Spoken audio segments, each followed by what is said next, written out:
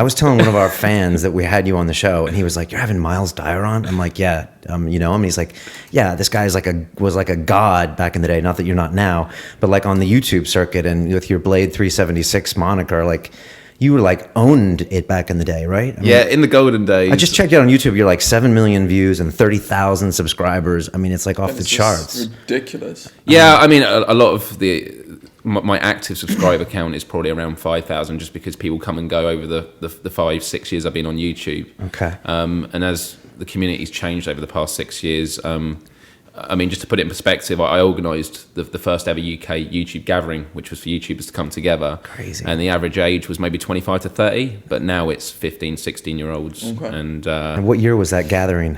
So that was 2007, beginning of 2007. So what happened? So YouTube changed your life? Yeah. That's crazy. Yeah. What was the first thing you watched on YouTube?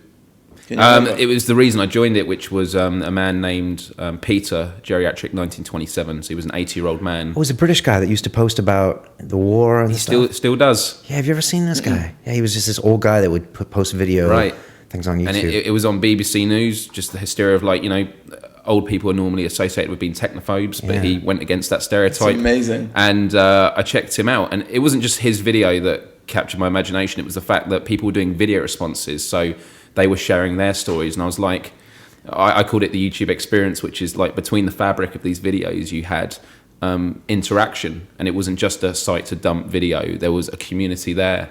And so I did like a video, maybe 20 views, and people said, I like what you had to say, and I used it to promote a film script I wrote called A Word of Advice, and it was about the direction I thought the world was taking.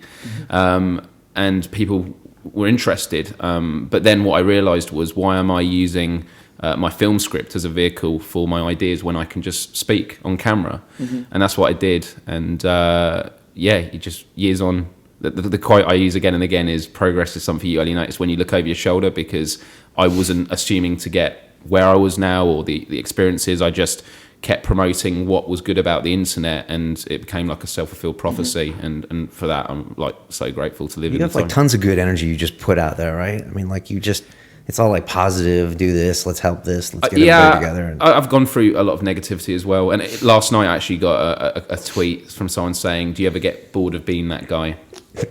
Which guy is that? Well, I didn't even ask that. And I just said that as long as you see change happening. And for me, I've become a lot more serious the past 2 years, because I started really educating myself more. With regards to what, Myles? Just like how the world runs, the crises that we're facing in terms of resources, population growth, the government.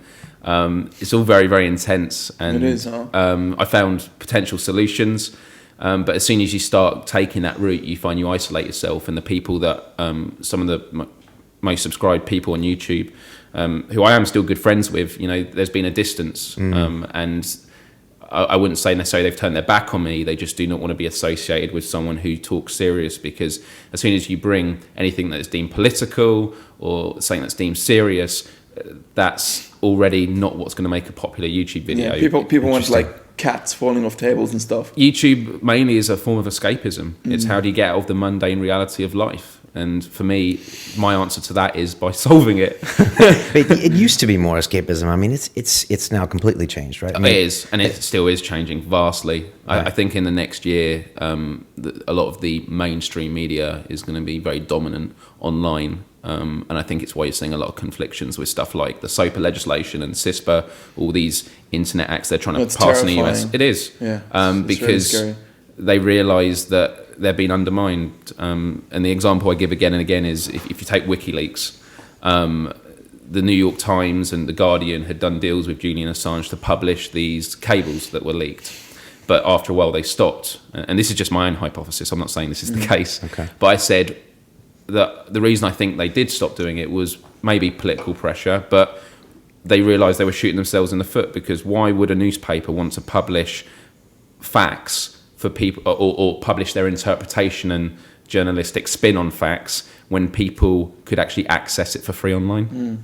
And that's how the internet works. People bypass, take the route of least resistance, and they don't like it, because the internet is cutting out the middleman across all industries.